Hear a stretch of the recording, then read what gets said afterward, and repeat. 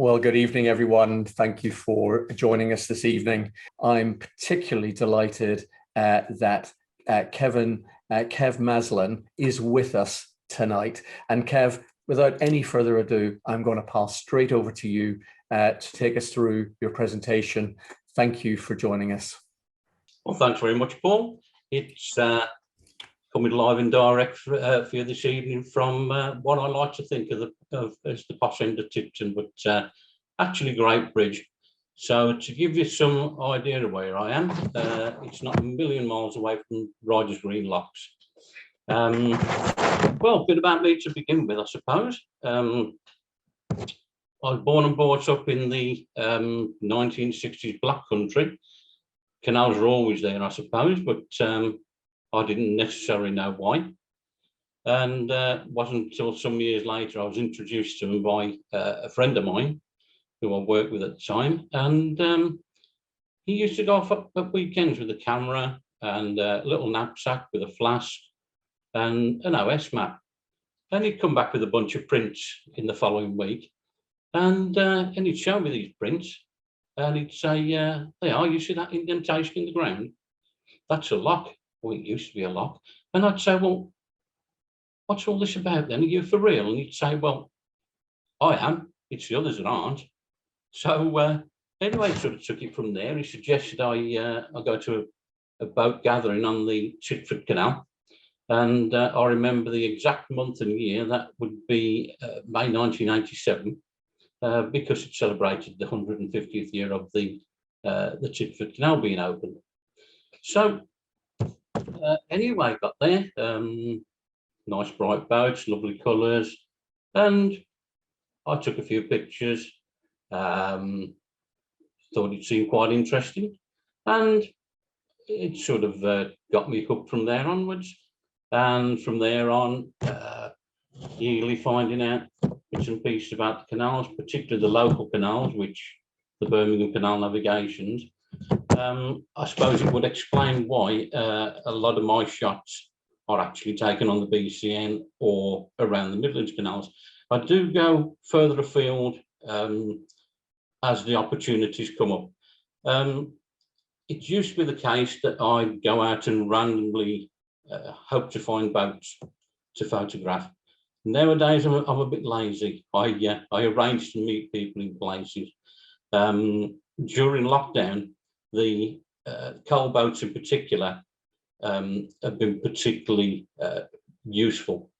I keep in touch. They let me know where they're going to be. I pick a location within reason, and off I go. And it's all worked out quite nicely. Anyway, I don't think it's my background picture from there.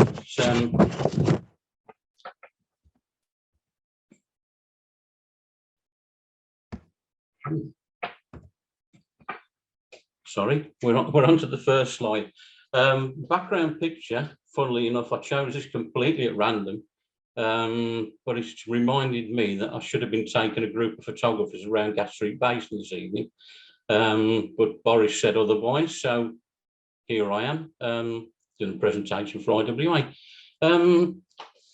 My intention with BCN in particular was always that I should make it look nice and inviting. And this shot is its governor, as you can see, which is nice little tug, historic boat, and that's at Windmill End.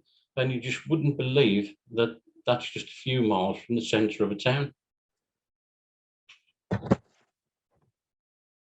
I think it's good to reflect on why we've all got one thing in common, I guess, and that's that we like the waterways, and it's just nice to look at what attracts us there in the first place. And that's a shot of Nutfield and Brighton coming down Broadston Locks one morning. This was taken last November. Again, this is a pre-arranged shot. Sounds like cheating, but it's not, and it enables me to get the the pictures I want. That's coming down the Stourbridge Canal near Preston. And I don't tend to sort of talk too much about equipment. It's largely unimportant from my point of view. I do use a DSLR camera, but the reason for that is that I use my pictures to go on. They get framed. I solve jigsaw puzzles, and I do a calendar once a year. So the higher resolution is just nice, and the printing comes out pretty good. But that was taken with a mobile phone, and it does sort of go to prove that it doesn't matter what camera you've got, you can put it to good use. It's all about, at the end of the day, it's about composition and getting the right lights, obviously, and some nice bright colours help. Don't know if you recognise that place. That's Whittington Lock on the Staffordshire and Worcestershire Canal. Just particularly nice stretch. Another mobile phone shot. I was down at Braunston one day, and even though I'd taken the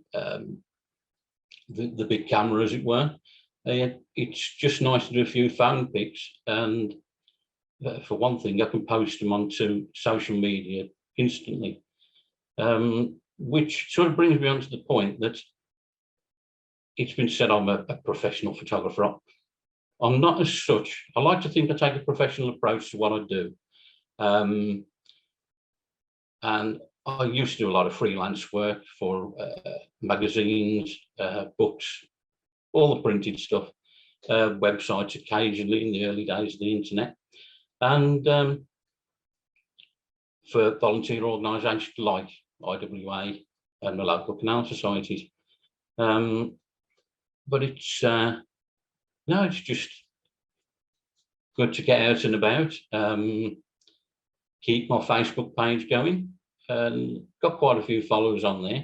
And to be honest, it's done my photography the world of good. Right, we'll move on to a section first of all. Part of the idea of this evening is that I'll try to give you some ideas of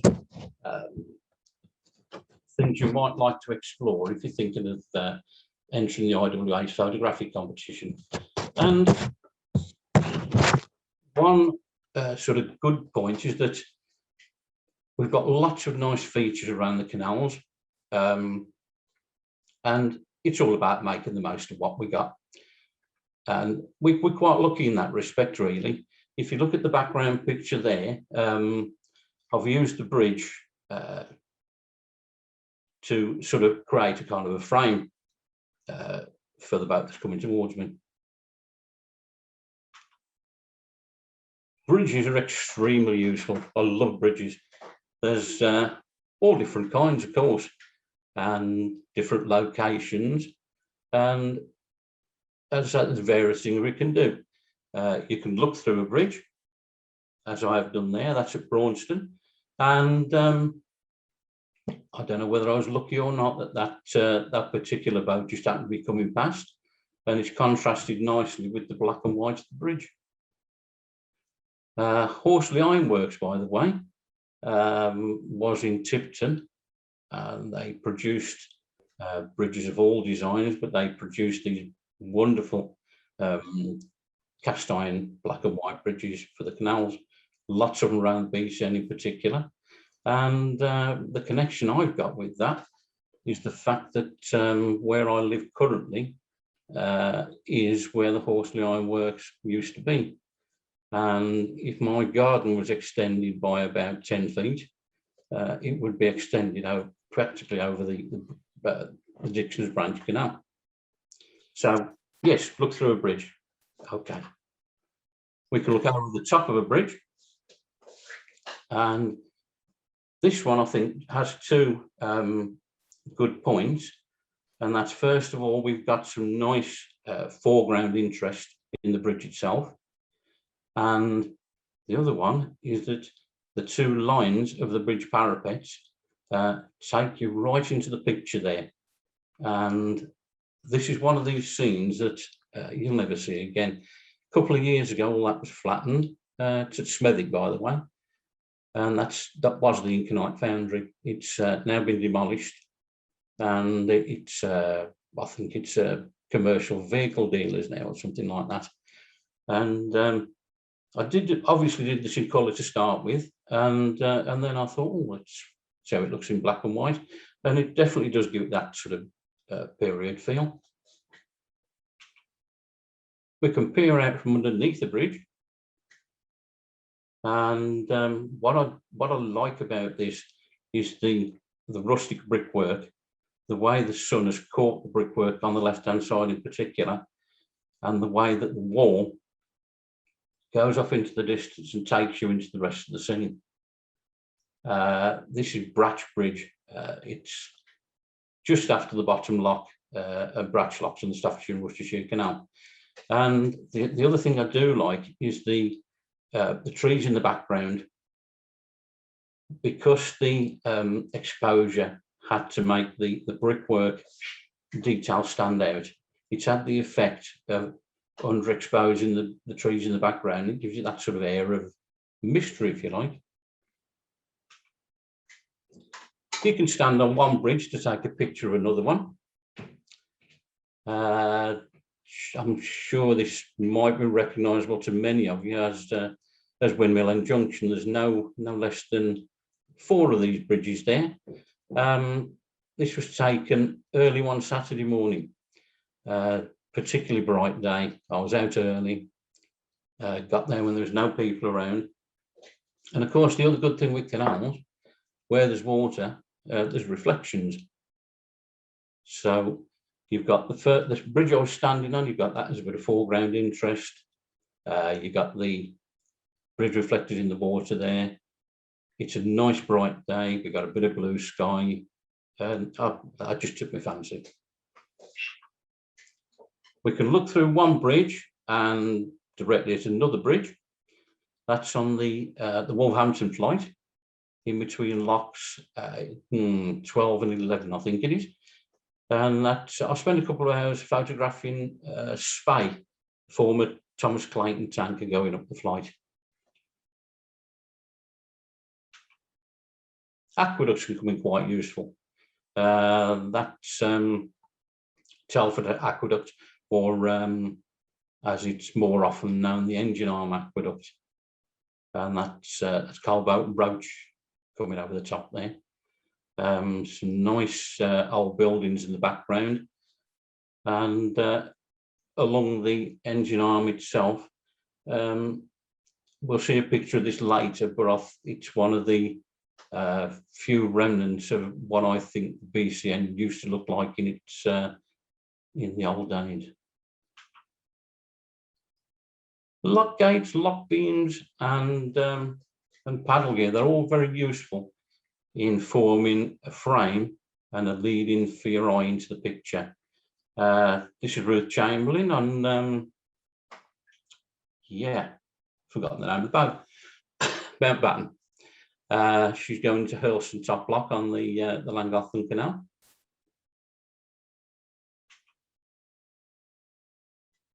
Even your humble mooring ring can sort of act as a good lead into a picture. I've got a pretty wide angle lens on for this one, and I'm practically lying on the floor at the time. This is Parkhead locks on the Dudley Canal, and you've got the Penn's net arm running across the foreground there.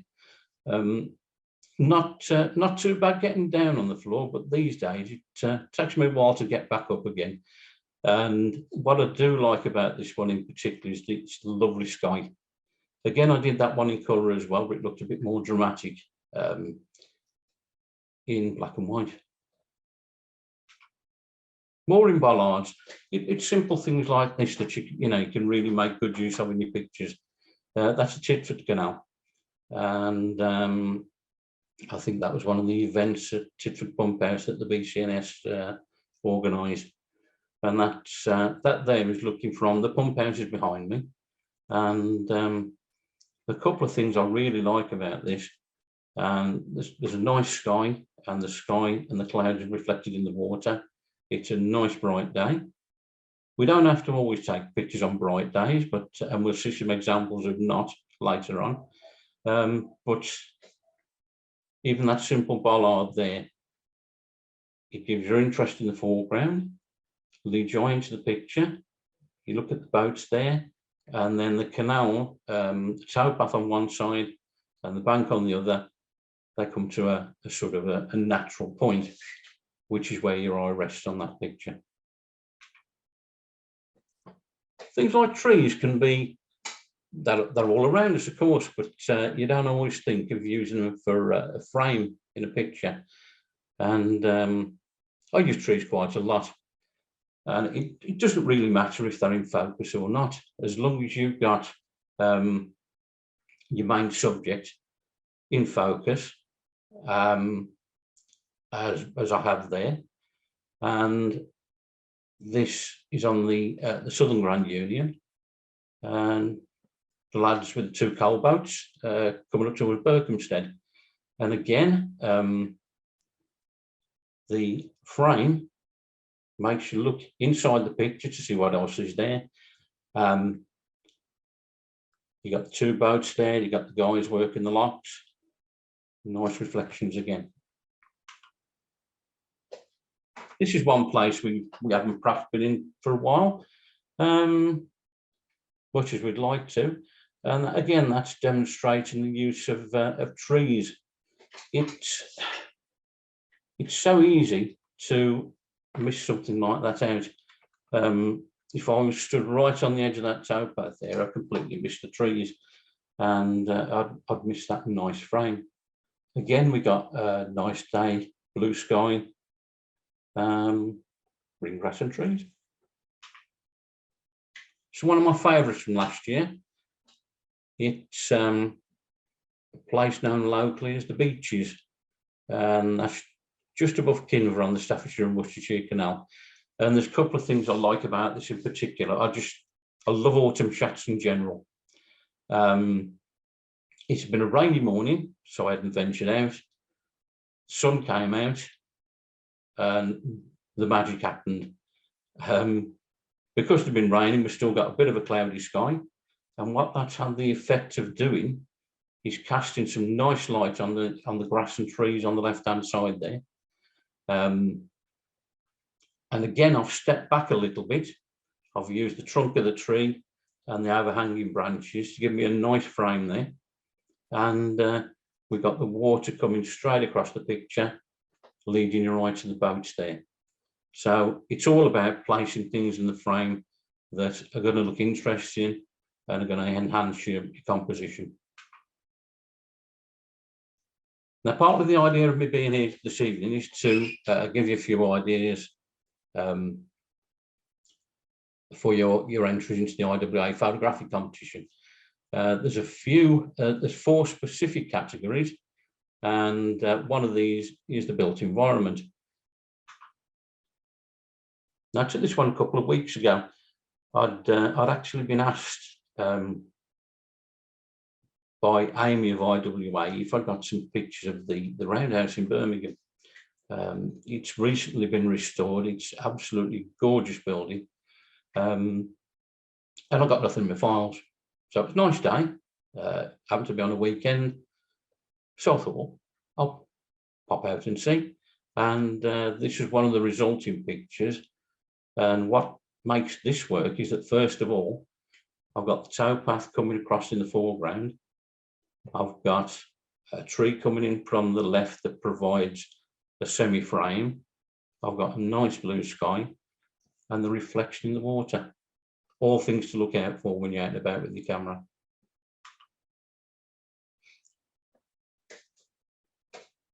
Some of these buildings are absolutely superb, and it makes you wonder sometimes how they've managed to last for so long. If it's not familiar to you, this is Cobb's Engine House on the Dudley No. 2 Canal, and got lots of different pictures of this from different angles, and that's probably one of my favourite ones. That was taken with pretty wide angle lens, and occasionally, just to pep up the skies a little bit, I'll pop a polarizer on the front of my lens, and we get results like that. that'll be a familiar building to most people, I guess. That's Gailey Roundhouse on the Staffordshire and Worcestershire Canal, and that looks pretty good from most angles. It's just a lovely, lovely building. I decided to experiment a little bit and do a few angles I hadn't looked at before. And what we got here is we just got the top part of the building, so it's recognisable anyway. We got some nice plants there, nice colours, and the whole thing just leads your eye to the building. And again, my favourite blue sky. In certain circles, I am known as Mr. Blue Sky. I do like the old industrial bits. On a previous slide, I did mention the engine arm canal in Deepest Smethwick, and you walk along here and you're in another world practically. And this, I imagine, particularly the factories on the right hand side, depict the BCN as it possibly used to be. I would have loved to have been there with the camera at the time, but with this shot, we got the graffiti on the left hand side and the wall shooting off into the distance. We got the grassy towpath doing the same, and that takes your eye to the bridge, more or less in the centre of the picture, and then you got the buildings on the right hand side. It's one of these where you can look at this for a while and you're looking around for different things, and it all helps to make it look a bit more interesting. A bit of modern architecture. It's one of these things that you either, it's a Marmite building, I guess you'd call it.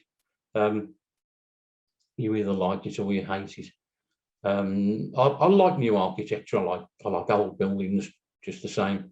But what I did like about this shot is the fact that you got the new bridge.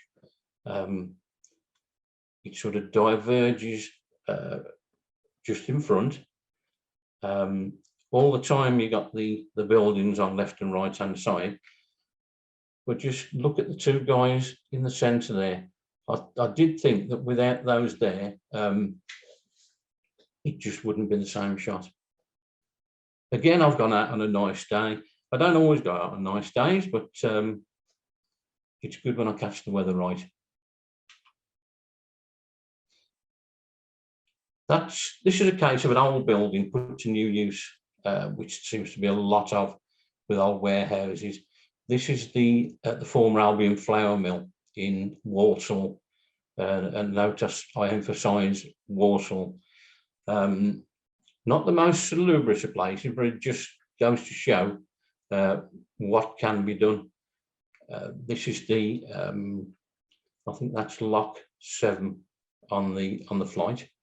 That's the back of the building. It's now been converted into new apartments, and it's nice that these buildings get retained and sort of put to good use. The few things I like about the picture, again, you got the framing with the trees. I do like the trees. You got the reflection of the water, and more importantly, I don't think it'd be the same without the family on the right hand side there, which does actually demonstrate when you're doing the sort of things that IWA does, that the waterways are used by all sorts of people. Life and laughter, the vibrancy of our waterways. Again, this is one of the categories in the competition. I like this one in particular. If you know the waterways well, you'll know what you meet a lot of, really nice people, and I've been fortunate enough to do that. And so let's have a look at some of the people that we see. This is Tiley Locks on the Shropshire Union Canal. It was taken in November, I think, a couple of years ago. And it's a special place anyway, but in the autumn, it's really nice and colourful. and absolutely gorgeous.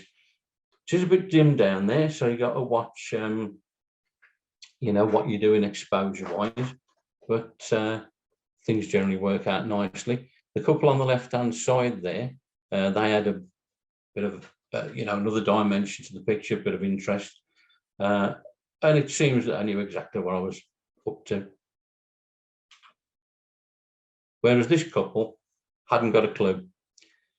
I was in Birmingham late one afternoon, just walking around looking for potential shots, and I saw this couple on the opposite side, and I thought, oh, let's get a quick few shots. I think I took about half a dozen pictures all in all, capturing different expressions, but that really is the one that was my favourite. I think the expressions on the faces, and to be honest, the only clue that they're by a canal is you can just see the towpath edging there down the bottom. But I did like that one. And I think this was on the same day. A couple of girls at a waterside bar enjoying a drink, and they could see me with the camera, and they shouted down, "Take our pictures." So who was I to refuse it? Completely different kind of people picture. It's more of a character study, really. This is a friend of mine. You might recognise him, Roger Fuller. And I know him as the, well, sort of a boat master craftsman, although he doesn't sort of do much of that sort of stuff nowadays. We're just sitting on the towpath, and little group of us and having a chat. I got a long lens on the camera anyway, and I just sat there watching his expressions as he interacted with people. And again, I ran off probably about a dozen shots with different expressions. That's my favourite one. Again, original was in colour, and I just like the way that his eyes are sort of looking off there. The detail in his face, it did scream out for black and white, really, and that's the one that's worked out really well, I thought. Mentioned something in the competition reading about perhaps a family enjoying a boat trip. It's one I took at Braunston a couple of years ago, and if that doesn't show a family enjoying a boat trip, don't know what does. Occasionally we get celebrities out on the waterways, and you probably recognise the lady in yellow, Prunella Scales. They're regulars at the Braunston show. And very occasionally we get celebrities of a different kind. I'm sure you'll recognise this fella as a former IWA national chairman. That's Ivor and his wife Joan. We've known them for years and years. They're really good friends of ours, and it's it's like a lot of people, we don't see enough as often as we could. But I caught up with them there at Braunston, and they're happy to have the picture took. And there's something in the write-up of the competition that mentions maybe you'd like to take a picture of a couple holding hands on the towpath. So I thought that fitted the bill. The effects of different lenses. Now, this is not specific just to cameras with interchangeable lenses. You can do some remarkable things with phone cameras nowadays. And if a DSLR is not your thing, there's more lightweight alternatives with interchangeable lenses. Let's have a look at some of the ways in which we can get different pictures with different lenses. Let's put this one in. It's an absolutely bonkers shot. It's taken with an 8mm fisheye. and a fisheye lens is extremely wide. This is 8mm, this particular one, and it causes things to come out all curvy and bendy. And that, I was told, is how you get a 70-foot boat around a sharp bend in the canal. But it was entirely planned. I went out one January morning, I think it was, snow on the ground, and I'd arranged a little rendezvous with Rich on Roach there, and I had done a very similar shot before, but with it was a private boat, if I remember rightly, and it was smaller in the frame. Now, the thing with a fisheye lens is that you need to fill the frame. You can't afford to have any spare space. It just looks odd. So I stood more or less on the towpath edge there and waited for him to come past and snapped a few shots as he went by. The thing with fisheye lens is you've got to be really careful that it's around a 180-degree angle of view, and you've got to be really careful that you don't get your arms and legs and elbows and stuff in. So it took everything in and did the shot. It's a bit more heavily processed than most of my stuff. I don't do a lot of processing. I take raw files, which have to be processed and converted to JPEGs, but most of my stuff is pretty normal by comparison with some others. And that's just a little bit further up the towpath. When he'd gone past to turn around and come back, took the opportunity to walk along to Gas Street Basin, and again everything sort of leans in towards each other. The trick with this sort of lens is to keep the back of the camera straight, really. That's the only way you'll combat the distortion. And with something that wide, you just won't, you'll never get rid of it completely anyway. But I think it's just a good effect, and it's a bit of a novelty lens, and it's what it was designed for. Now, this one was taken with a moderate wide angle lens, something like a 24mm on a full frame camera, just above Fradley Junction. And what I've been able to do there with the wideness of that lens, for want of a better term, I've managed to get the full length of the boat in. There's some room for the boat to move into, which is important. I've managed to get the towpath, the trees, and also my favourite, overhanging trees. Now, this was took with something approaching, I don't know if you remember back in the old days, some of you might be too young to remember, but when you used to buy a 35mm camera, it would always come with a 50mm lens attached to it. And the reason for that is because the 50mm lens approximates the field of human vision. So it's a pretty standard, it's called a standard lens. You get a normal view, there's no distortion. This one was taken on a 24:120 zoom, but round about the 50 setting. And this is, you may recognise, Llangollen. And I'd gone out with some guys on some historic boats one day. There were 5 of them, 3 of which went right up to the feeder at Llangollen, and a lovely day out. There was a guy in the garden, I seem to remember, mowing the lawn, and he couldn't believe his eyes, I don't think. And this is what you call a moderate telephoto lens. I think that's around about the 120mm mark. And one of the effects of a telephoto lens is that it tends to compress perspective.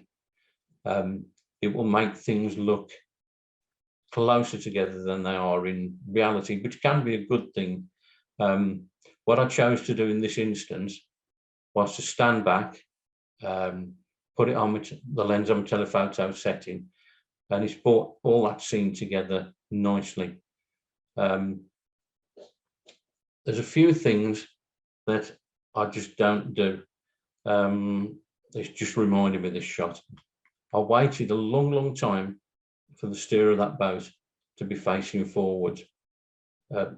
I'm so fussy. I just won't do it.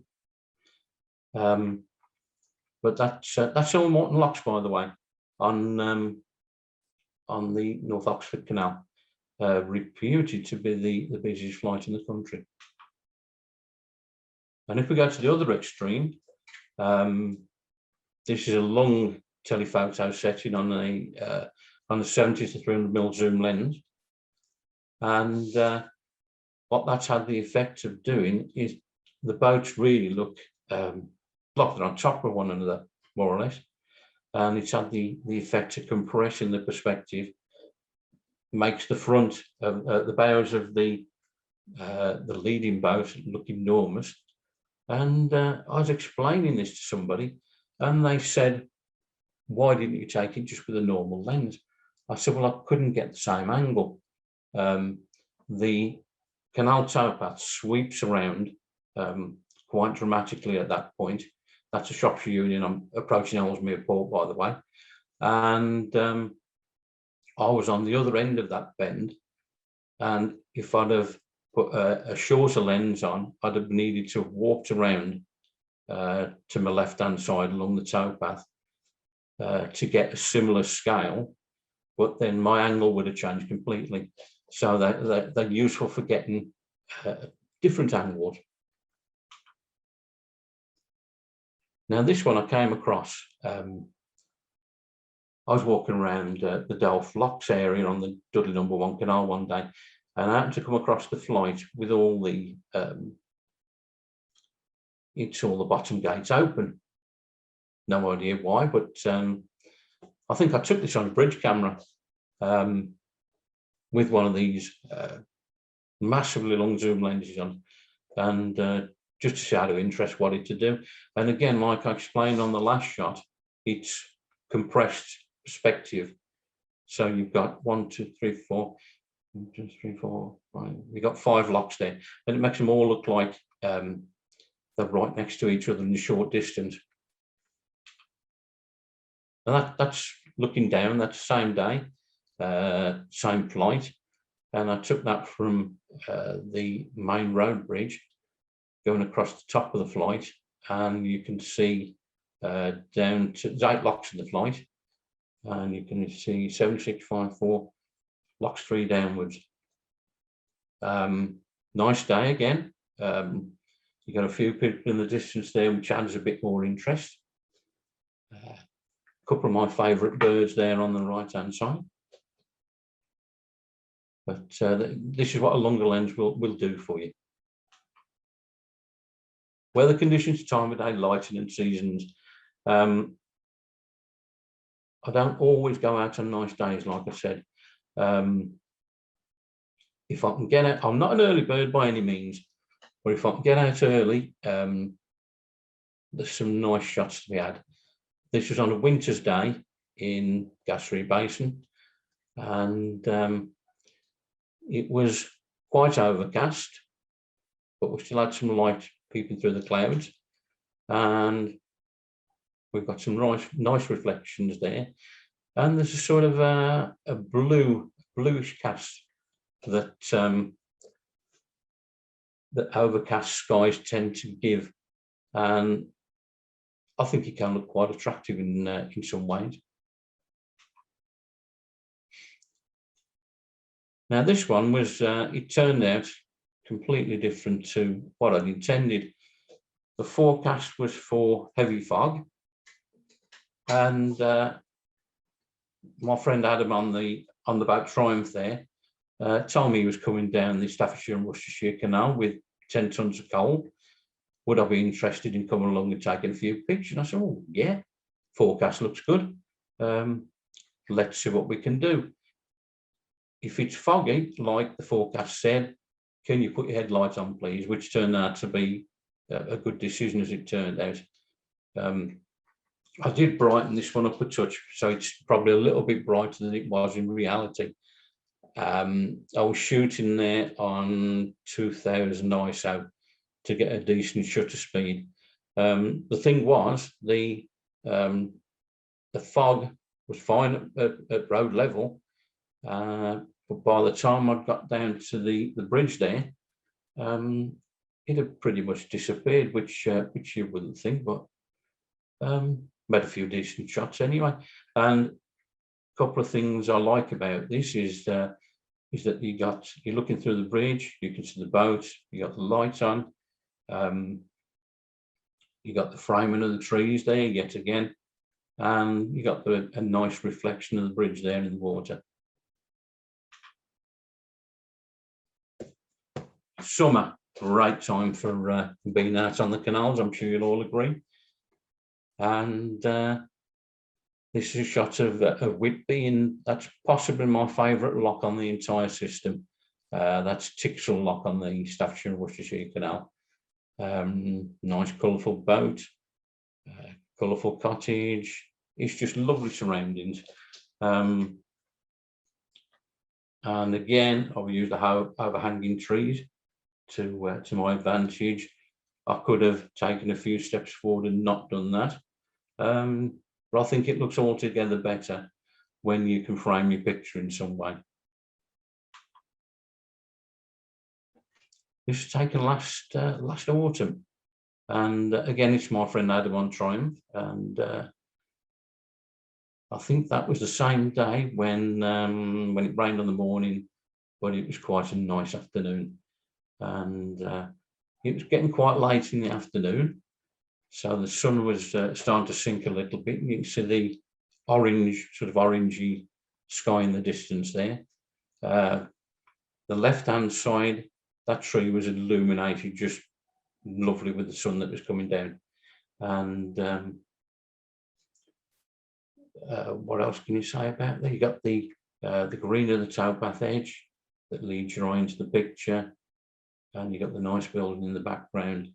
So all the elements come together there to make an interesting picture. I'll go out on stormy days sometimes as well. And this was the day I caught up with Spey. That's on the Shropshire Uni Canal at Pendeford.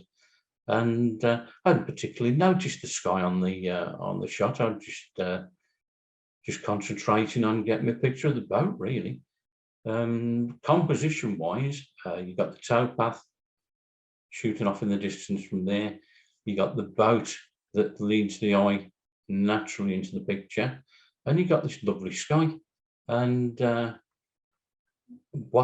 think what happened there was that, as I said, I shoot raw files, so raw files tend to record more information than JPEG files, so you can really get really bring back the detail was there that the naked eye doesn't necessarily see. But it's made that picture for me, really. I'll go out in mist and fog as well sometimes. I nearly missed this one. I'm not sure it was even forecast at the time, but that's the Riders Green flight, not far from where I live as it happened. And wonderfully misty morning. So on the spur of the moment, I had to think of a few locations that would look good under those circumstances. And this was the first place that I went to. And I stood on the road bridge, which is quite a distance away, and put my lens on its longest setting, 300mm, I think it was. And it's had the effect there of compressing those locks. So it looks like there's just a short distance between. You got a guy with his dogs on the right there to add a bit of human interest, and a couple of ghostly figures just above there. And I always thought it was good how it appears there's a shaft of light coming in from the right-hand side.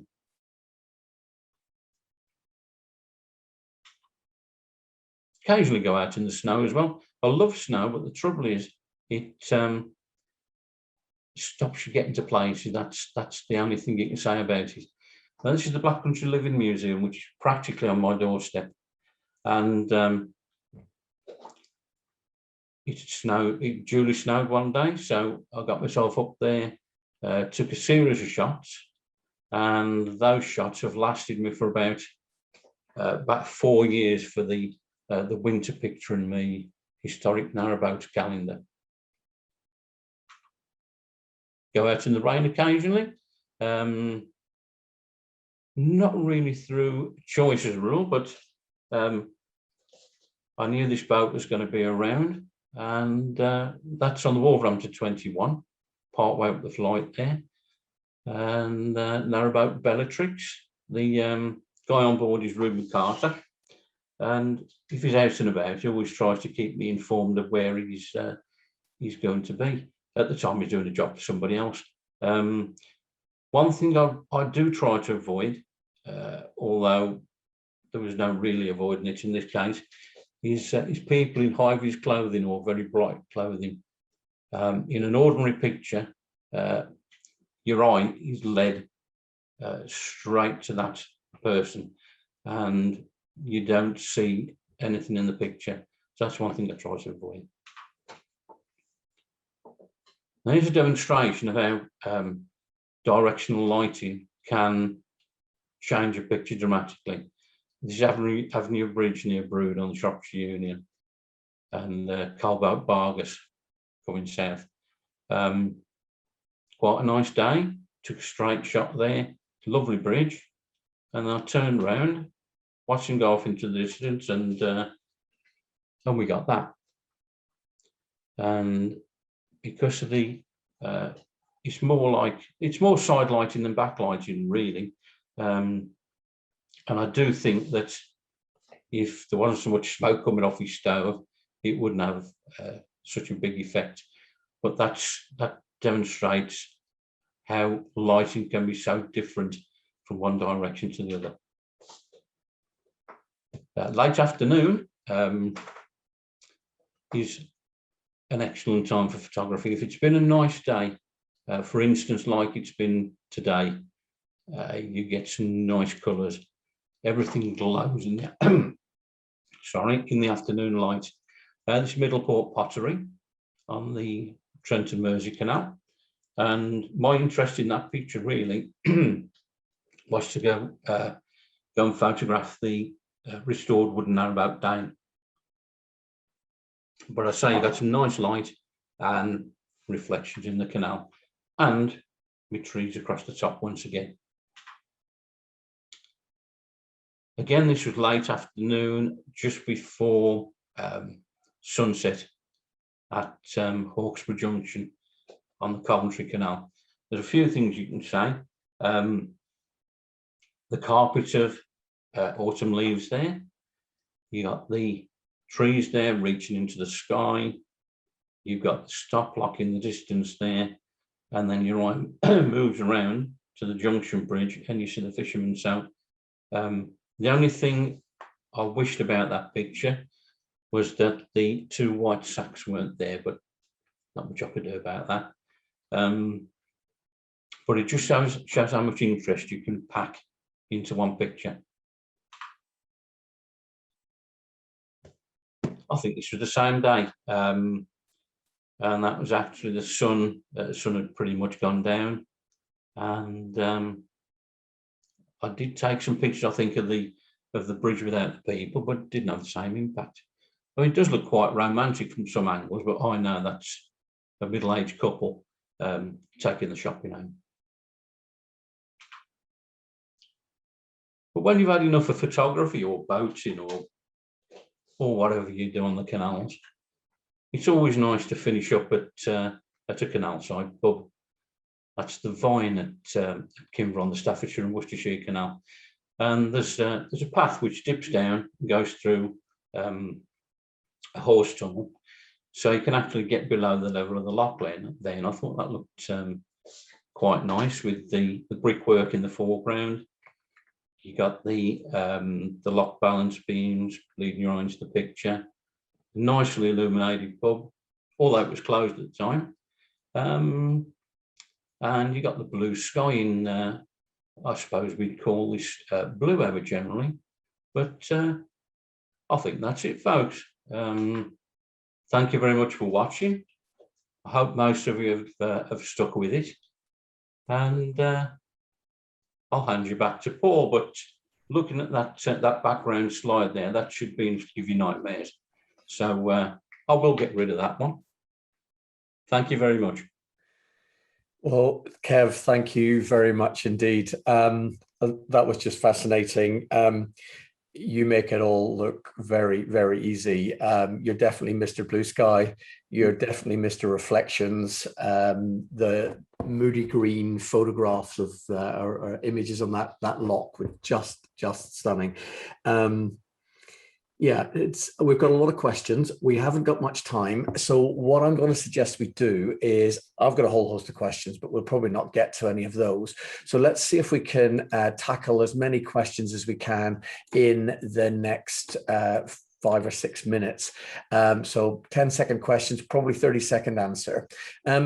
So early question, when you were showing some of those black and white shots, what makes you go for a black and white shot for some black and white for some pictures? It gives a period feel, and it also gives a gritty feel, I think, especially to industrial shots. And when you're talking about portraits, I think it also helps to bring out the soul of the person, if you like, and it gives it character. Yeah. Okay. What I will say though, Paul, is that I see a lot of photographs and they've been converted to black and white just because they're canals. And then you look and you see people in modern clothing, you'll see modern cars. Yeah. If you know. Yeah, just faking it a bit. Now, I was going to ask you about, maybe the wrong word to say faking it, but if you're going to edit your pictures, what software do you use? And kind of how far do you go with editing? Right. I don't go very far at all with editing, to be honest with you, Paul. Due to the fact that I shoot raw files, which need, by the very nature, need editing anyway. I'll adjust perhaps brightness, color, and that's really about as much as I do. I know Photoshop and Lightroom are very popular. I've tried both, don't like them. I'm very old-fashioned in the software respect, and because I don't expect much out of what I use, I use an old version of Paint Shop Pro, which I've used Paint Shop Pro for years and years, and it's just simple. It works the way I want it to work, and I'm used to it.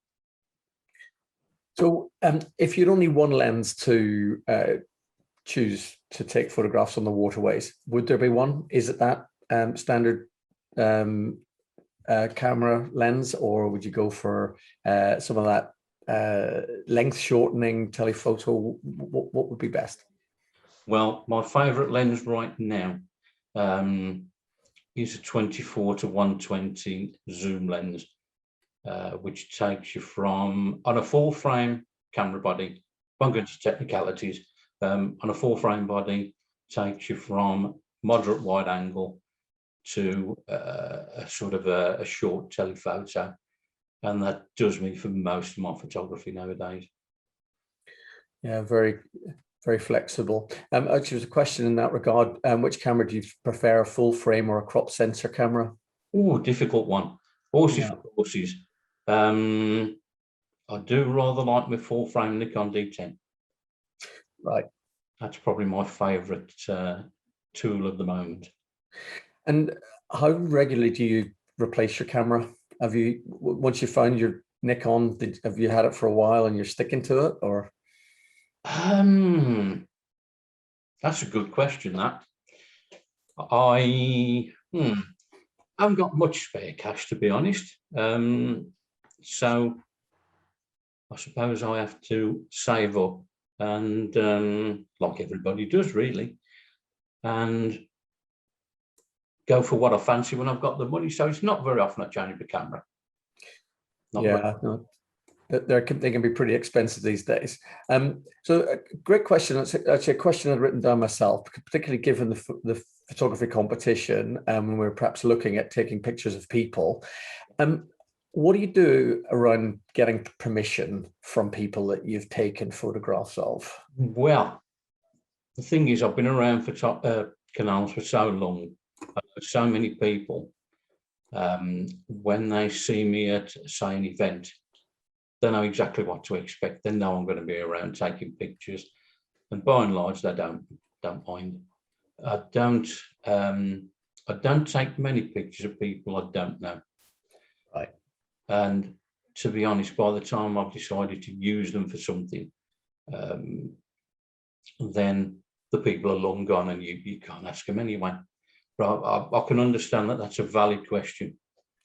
Yeah, I guess it's quite tricky then if you're going to start publishing them and things like that. And I guess that's one of the key criteria for perhaps using them in a calendar or using them in some other commercial scene. Difficult subject. With regards to the calendar, it's usually people I know anyway. Yeah. And they quite like that.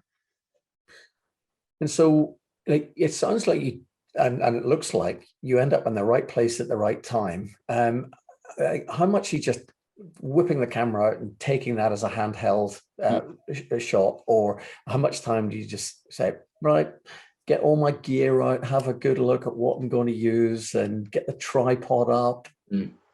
Well, it used to be like that many years ago, when I had a bit more youth on my side and a bit more energy.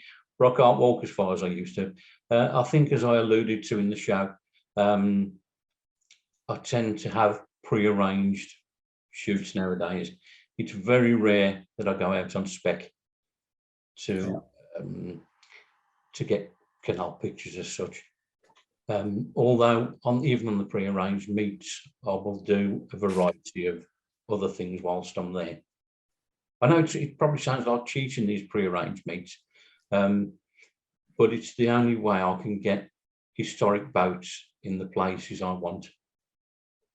And they're lovely people. They've been very helpful and cooperative, and they will continue to do that.